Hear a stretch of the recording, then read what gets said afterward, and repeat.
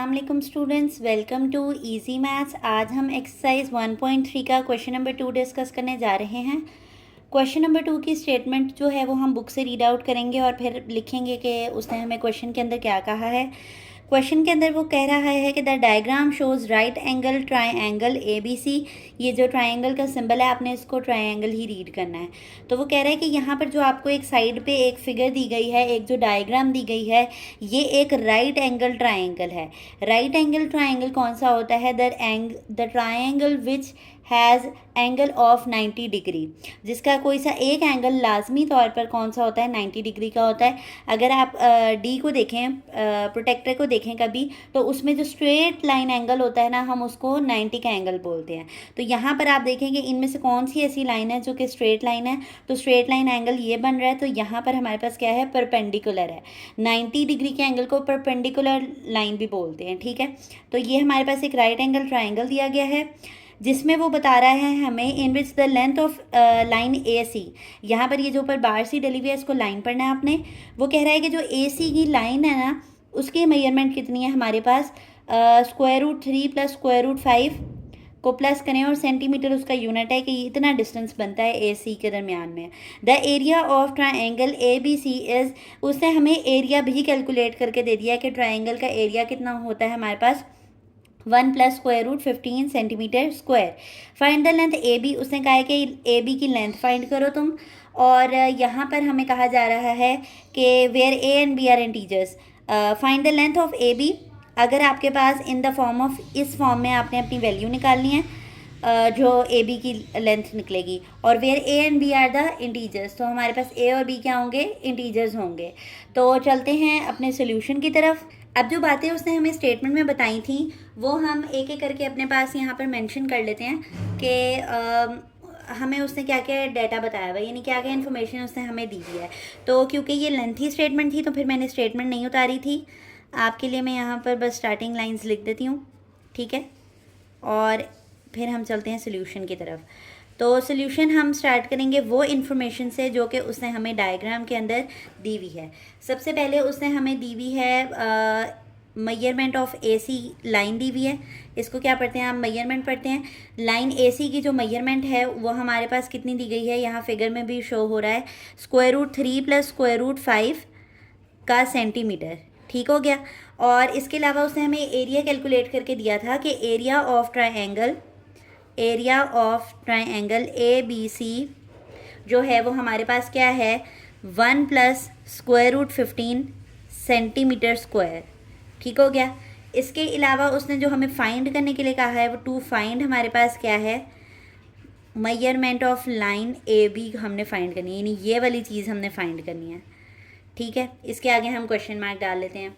अब यहाँ पर आपको पता होना चाहिए कि ये ज्योमेट्रिकल शेप की बात की जा रही है यहाँ पर एक, तो हमें इसका फॉर्मूला पता होना चाहिए कि एरिया ऑफ ट्राइंगल क्या होता है। ये 8th ग्रेड में भी पढ़ाया जाता है, इसके अलावा अदर क्लासेस में भी ये पढ़ाया जाता है कि एरिया ऑफ रेक्टेंगल कितना है। तो हम यहाँ पर सबसे पहले रेफरेंस करेंगे कि वी नो दैट, हमें पता है कि एरिया ऑफ ट्राइंगल फाइंड करने का जो फॉर्मूला है, area of triangle ABC, area of triangle ABC जो आपके पास फिगर है वही आप उसी का लिखेंगे।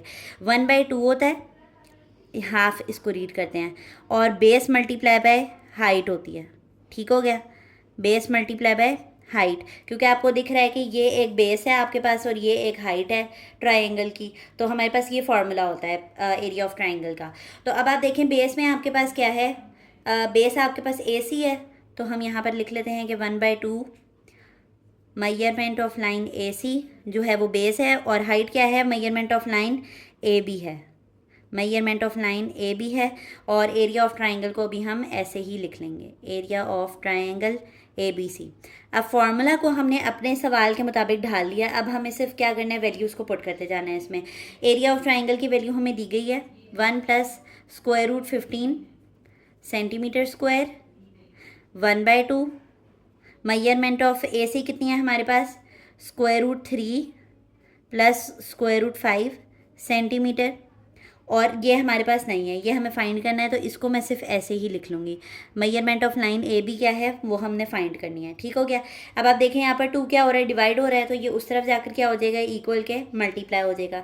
ये 1 के साथ वैल्यू क्या हो रही है, मल्टीप्लाई हो रही है, तो ये इक्वल के इस साइड पर ऑपोजिट साइड पर आकर क्या हो जाएगी, डिवाइड हो जाएगी। ठीक है, तो अब हम वैल्यूज़ को बस स्वैप करने लगे हैं ताकि हमारे पास जो चीज़ हमने फाइंड करनी है वो एक तरफ आइसोलेट हो जाए, अकेली हो जाए। तो 2 यहाँ डिवाइड हो रहा है, वहाँ जाकर क्या करने लगे हम, multiply 1 plus square root 15। Solution के दौरान ना हम यूनिट्स नहीं लिखते, वो हम अपने फाइनल आंसर में यूनिट्स लिखेंगे ताकि हम कंफ्यूजन ना क्रिएट हो ये सेंटीमीटर स्क्वायर लिखने से। और ये यहाँ पर मल्टीप्लाई हो रहा था, तो ये इधर आकर क्या हो गया, डिवाइड हो गया। ठीक हो गया। और यहाँ पर हमने जिसको आइसोलेट करवाना चाहते थे वो आइसोलेट हो गया है कि measurement of line A B जो है वो आइसोलेट हो गई है। अब कंप्यूटर एरर होता है कि अगर आप कहीं पर किसी वेरिएबल को वैल्यू असाइन कर रहे हैं, तो आप अगर ऐसा ऑपरेशन देंगे ना कि 5 = x है, तो ये बात वो एरर देगा। तो ऑपरेशन में हम क्या लिखते हैं कि जो वेरिएबल है वो हमारे पास हमेशा लेफ्ट हैंड साइड पर आएगा, और जो वैल्यू है उस वेरिएबल की जो हमने इनपुट करनी है वो हमेशा राइट हैंड साइड पर आएगी। तो अब आप देख रहे हैं कि ये चीज़ वेरिएबल है और ये सोल्यूशन है। तो अगर ये चीज़ ऐसे लिखी हुई है तो मैं इसको ऐसे लिख सकती हूँ। तो यहाँ पर हमारे पास measurement of line A B हमने फाइंड करना है। 2 को आप मल्टीप्लाई कर लें, 2 1 जा क्या होता है 2, और 2 को स्क्वायर रूट 15 से मल्टीप्लाई करेंगे तो 2 स्क्वायर रूट 15 आ जाएगा। नीचे वाली चीज़ वैसे ही आ जाएगी, स्क्वायर रूट 3 और स्क्वायर रूट 5। ठीक हो गया। अब आप देखेंगे ये इन द फॉर्म ऑफ सर्ड्स चली गई है, और सर्ड्स का हमें पता है कि हमने रैशनलाइजेशन से सॉल्व करना सीखा था, तो अब हम इसको रैशनलाइज कर लेंगे। तो अब आप देखेंगे बाय रैशनलाइजेशन हमने इसको सॉल्व करना है। रैशनलाइजेशन में हम क्या करते थे, डिनोमिनेटर का कॉन्जुगेट लेते थे और उसी को न्यूमरेटर से और डिनोमिनेटर से मल्टीप्लाई डिवाइड कर लेते थे। तो square root 3 plus square root 5 का जो कॉन्जुगेट है वो हमारे पास क्या आएगा, square root 3 minus square root 5। तो measurement of line A B वैसे ही लिख लेते हैं हम, 2 × 2 स्क्वायर रूट 15। डिनोमिनेटर है हमारे पास square root 3 plus square root 5 multiply by square root 3 minus square root 5 square root 3 minus square root 5। Okay हो गया। ये इनको आप ब्रैकेट में कर लें। अब ऊपर वाली चीज़ से मल्टीप्लाई हो जाएगी और नीचे वाली चीज़ नीचे वाली से मल्टीप्लाई हो जाएगी। तो हम इसको सिंपली ऐसे ही लिख लेते हैं कि 2 प्लस 2 स्क्वायर रूट 15 जो है वो प्रोडक्ट होगा किसके साथ, square root 3 minus square root 5 के साथ, और आपके पास ये जो डिनोमिनेटर है वो भी आपस में क्या हो जाएगा, प्रोडक्ट हो जाएगा, यानी मल्टीप्लाई हो जाएंगी वो। ठीक है। ऊपर हमने क्या करना है, 2 ब्रैकेट्स को कैसे मल्टीप्लाई करने हैं उसका रूल अप्लाई करना है। तो वो कैसे मल्टीप्लाई होता है, फर्स्ट वैल्यू को पहले ब्रैकेट के यानी इस पहली वैल्यू को इन दोनों के साथ मल्टीप्लाई करेंगे, तो 2 × square root 3 minus square root 5। तो मैंने आपको बताया कि जो पहले है वो फर्स्ट वैल्यू इन दोनों के साथ मल्टीप्लाई होगी, और सेकंड वैल्यू हमारे पास क्या है, 2 स्क्वायर रूट 15 है, जो कि अगेन इसके साथ मल्टीप्लाई हो जाएगी, square root 3 minus square root 5। ठीक है। ये नीचे आपके पास यहाँ पर एक दफ़ा प्लस में लिखा हुआ है, एक दफ़ा माइनस में लिखा हुआ है। तो यहाँ पर आपने फार्मूला रेफर कर देना है कि यहाँ पर आप क्या ओपन कर रही हैं, आप यहाँ पर a² माइनस b² जो है वो बराबर होता है a + b और a - b के बराबर होता है। ठीक है। तो हम इसका उलट जा रहे हैं, यानी कि a + b a - b वाली कंडीशन हमारे पास ऑलरेडी बन रही है और हमने इसका ये वाला फार्मूला खोलना है। तो इस फार्मूले के मुताबिक a में क्या है हमारे पास, स्क्वायर रूट 3, उसका हमने क्या ले लेना है, स्क्वायर ले लेना है, फार्मूला का बीच में माइनस आ जाएगा। b में हमारे पास क्या है, स्क्वायर रूट 5 का स्क्वायर आ गया। ठीक है। और measurement of line A B जो है वो हम फाइंड कर रहे हैं। ओके हो गया। अब आप यहाँ पर देखें measurement of line A B वैसे ही आ जाएगा, 2 को स्क्वायर रूट 3 से मल्टीप्लाई करेंगे तो 2 स्क्वायर रूट 3 आ जाएगा, माइनस 2 को स्क्वायर रूट 5 से मल्टीप्लाई करेंगे तो 2 स्क्वायर रूट 5 आ जाएगा, प्लस अब 2 स्क्वायर रूट 15 को जब आप स्क्वायर रूट 3 से मल्टीप्लाई करेंगे, यानी कि 2 square root 15 multiply by square root 3। तो ये वाला काम आपने रफ वर्क में करना है कि जब हमारे पास 2 उसके ऊपर सेम रेडिकल साइन होता है ना, तो हम रेडिकल साइन को होल्ड कर देते हैं और नंबर आपस में क्या हो जाते हैं, मल्टीप्लाई हो जाते हैं। ठीक है। ये लॉ है, ये हम पीछे पढ़ चुके हैं। 15 3 हमारे पास क्या होता है, 45 होता है। 15 3 हमारे पास क्या होता है, 45। तो यहाँ पर क्या आ जाएगा, 2 स्क्वायर रूट 45 आ जाएगा, 45 प्लस माइनस माइनस 2 को स्क्वायर रूट 15 से मल्टीप्लाई करना, 2 स्क्वायर रूट 15 को हमने 5 से मल्टीप्लाई करना है। तो ये जो रफक है हम उसको सेपरेट कर लेते हैं कि हमारे पास क्या आएगा, तो यहाँ पर अब आप देखें कि हमने 2 स्क्वायर रूट 15 को किससे मल्टीप्लाई कराना है, स्क्वायर रूट 5 से मल्टीप्लाई कराना है। अभी मैंने आपको बताया कि सेम रेडिकल साइन हो तो वो होल में चला जाता है और नंबर्स आपस में क्या हो जाते हैं, मल्टीप्लाई हो जाते हैं। तो स्क्वायर 15 मल्टीप्लाई बाय 5 आपके पास क्या आएगा, 75 आएगा। तो 2 स्क्वायर रूट 75 आ गया। ठीक हो गया, 2 स्क्वायर रूट 75। और हमारे पास न्यूमरेटर में क्या चीज़ बनेगी, न्यूमरेटर हम सॉल्व कर चुके हैं। डिनोमिनेटर में हमारे पास क्या बनेगा, ये स्क्वायर स्क्वायर रूट से कैंसिल हो जाएगा तो 3 आ गया, माइनस यहाँ पर स्क्वायर स्क्वायर रूट से कैंसिल हो गया और 5 आ गया। ठीक है, अब आप देखें यहाँ पर हमारे पास, हम यहाँ पर क्या कर सकते हैं कि 2 कॉमन निकल रहा है और इसके अलावा ये जो अंडर द रेडिकल साइन हमारे पास ग्रेटर वैल्यूज़ आ गई हैं, इनको हम सॉल्व आउट करेंगे ताकि हमारा सोल्यूशन आगे बढ़ सके। तो यहाँ पर हम क्या करेंगे, measurement of line A B, 2 को हमने कॉमन निकाल लिया है तो अंदर क्या बचा है, square root 3 minus square root 5 और यहाँ पर हमने 2 बाहर निकाल लिया है तो स्क्वायर रूट 5 को हम कैसे लिख सकते हैं, स्क्वायर रूट 5 का अब हमें एलसीएम लेना है और जगह हमारे पास है नहीं तो हम साइड पे कर लेते हैं। स्क्वायर रूट 45 को हम सॉल्व करना चाह रहे हैं तो आपके पास 5 9 जा क्या होता है 45, 3 3 जा 9, 3 1 जा 3, ये आ गया।